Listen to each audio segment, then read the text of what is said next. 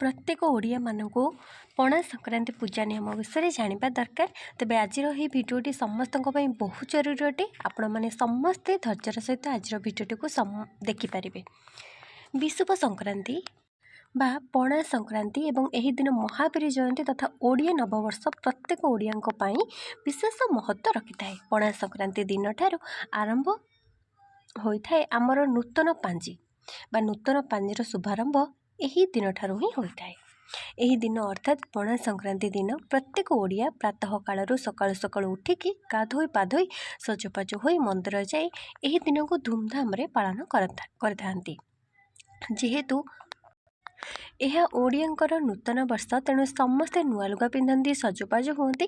जेहेतु संक्रांति तेणु समस्ते अलता बिंदी लगे सजबाज होती। प्रत्येक सधब नारी माने मध्य अलता लेलपलिश सिंदूर एवं नुआ चूड़ी पिंधि भल लुगा पिंधि मते सजबाज होई मंदिर जाती। समस्ते मंदिर जाई सबु देवदेवी को दर्शन करी आशीर्वाद ग्रहण करने सहित समस्त को ओडिया नववर्षर अभिनंदन जणाई थांती। घरे घरे विभिन्न सुस्वादु पणार आसर जमी थाए। विशेषकर यही समय बेलर परिमाण अधिक मिलुथिबारु बेलपणार आदर अधिक देखा मिलता है।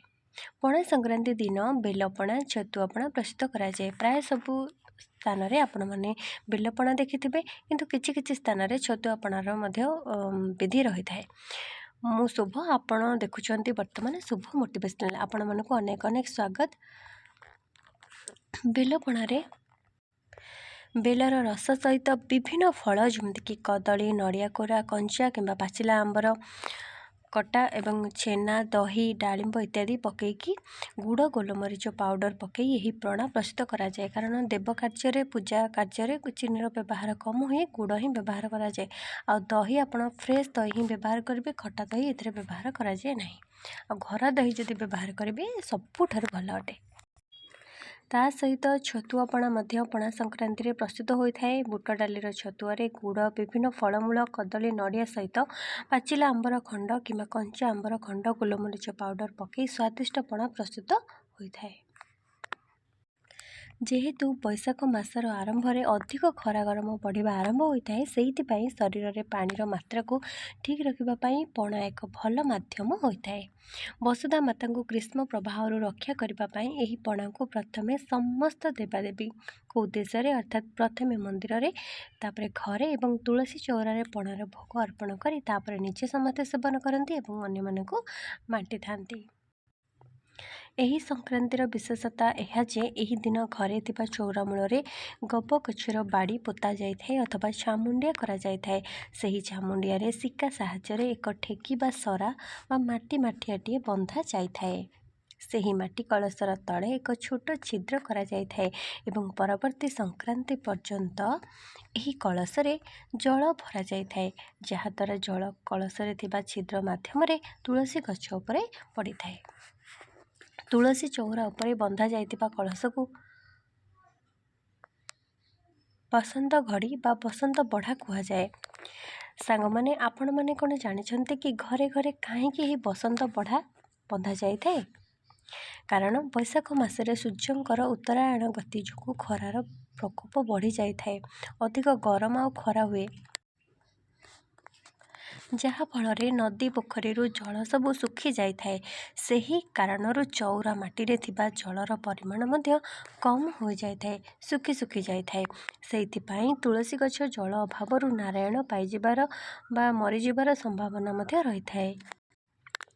किंतु हिंदू परंपरा अनुसार चौरारू तुलसी गछ नारायण पाइजिबा अशुभ बोली मना जाए। से तुलसी चौरा को खरा दाउरू रक्षा करने बसंत बढ़ा बांधिकी जल किंबा पणा दि जाए। खाली तुलसी गछ नुहे बेल गछ बरगछ निंब गछ एवं मंदिर ता सहित पूर्वपुरुषंकर समाधि रे मध्य बसंत बढ़ारे एक छोट छिद्र करी जल एवं पणा दि जाए। तेबे एही दिन हिंदू धर्म तो यही दिन हिंदू धर्मावलंबी मानक पई आहु एक गुरुत्व बहन करै थाए। कारण यही दिन महावीर संकट मोचन हनुमानकर जयंती मध्य पालन करा जाए। जो दिन पणा संक्रांति से दिन मध्य प्रभु हनुमानकर जयंती पालन करा जाए।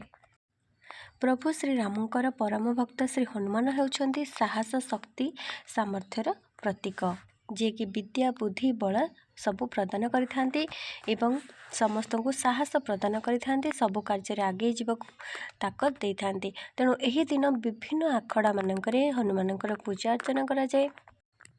सेइथिपाई आखड़ा घरे विभिन्न जिनिस को पूजा करा जाय थाए। आखड़ा घरे जो सब जिनस थाए ताको मध्य पूजा करा जाए। एही दिन रे जो माने एही दिन हनुमानकर विशेष पूजा करंती रामको नाम जप करंती एवं हनुमान चालीसार पाठ करंती सेमानकु हनुमानकर कृपा मिली थाए। ता सहित जीवन रे सबु अशुभ शक्ति मध्य दूरेई जाय थाए। सेही परि विश्व संक्रांति दिन ओडिशार विभिन्न गाँ गहली मानकरे आउ एक परंपरा मध्य देखिबाकु मिली थाए। ताहा हेउची झामु यात्रा एवं दंड यात्रा। दंड यात्रा संक्रांतिर ढेर दिन आगुरु आरंभ हो सारी थाए। पाखापाखि मासे आगुरु ही आरंभ हो जाय थाए। एही यात्रा रे मानसिकधारी तथा दंडुआ माने काली मंदिर रे पूजा अर्चना सारिकी यात्रा आरंभ करिथान्ते। विश्व संक्रांति दिन सेही मंदिर को पुणी फेरी नीतिकांति सहित यात्रार उद्यापन करिथान्ते। अति निष्ठार सहित दंडुआ माने दंड नाच करने सहित गोटे स्थान अन्य स्थान को जाई धूली दंड पानी दंड एवं अग्निदंड करिथान्ते। एही दंड यात्रा रे उभय भगवान शिव एवं माँ काली को पूजा करा जाए। सेही परि एही दिन विभिन्न स्थान रे झामु यात्रा मध्य देखिबाकु मिलिथाए। जेउथिरे मानसिकधारी माने निजर मानसिक पूरण निमंते निया ऊपर चली थांती। तेबे से जहाँ भी होना कहीं प्रत्येक ओडिया मानक पई एक विशेष गुरुत्व बहन करे। संसारर नियम बड़ विचित्र अटे। जहाँ थरे नुआ होई आसे ताहा किछि समय व्यवधान रे पुराणा हो जाए एवं सेही पुराणा रे किछि परिवर्तन करी आमे नुआ को ग्रहण करिथांती। पाश्चात्य समाजर प्रभाव रे आमे प्रति वर्ष जनवरी 1 तारिख रे विगत पुराणा वर्ष को विदाय दे नुआ वर्ष को पालन करिथांती। किंतु हिंदू धर्म अनुसार यह नुआ वर्ष नुहे। वास्तव रे कहिबाकू गले विश्व संक्रांति ठारू ही हिंदू धर्मर नूतन वर्षर शुभारंभ होता है। तेबे दर्शक बंधु चलतु जानिबा हिंदू धर्म अनुसार नुआ वर्ष बा महाविश्व संक्रांति केबे काहेकि और किपरि पालन करा जाए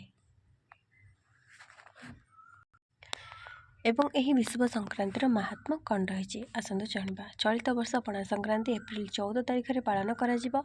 एही संक्रांति को महाविश्व संक्रांति बा पणा संक्रांति मेष संक्रांति नाम रे मध्ये जणा जाए। एही पणा संक्रांति दिन को मध्य ओडिया नववर्ष पालन करा जाए। एही दिन हनुमान जयंती मध्य पालन होता है। प्रत्येक ओडिया माने एही दिन को धूमधाम रे पालन करती। सूर्य मासर गणना संक्रांति ठारू आरंभ होइतबा बेले चंद्र मासर गणना पूर्णिमा ठारू आरंभ होता है। हिंदू धर्म अनुसार बैशाख मास ठारू नुआ वर्षर आरंभ होता है एवं वर्षर शेष चैत्र मासरे ही होता है। सेइथिपाई एही दिन को ओडिया नववर्ष भावे पालन करा जाए। चैत्र मास परे परे एही संक्रांति ठारू सूर्यंकर किरण प्रखर होता है। तेणु एही दिन ठारू दिन बड़ आउ राति छोट होबा आरंभ होता है।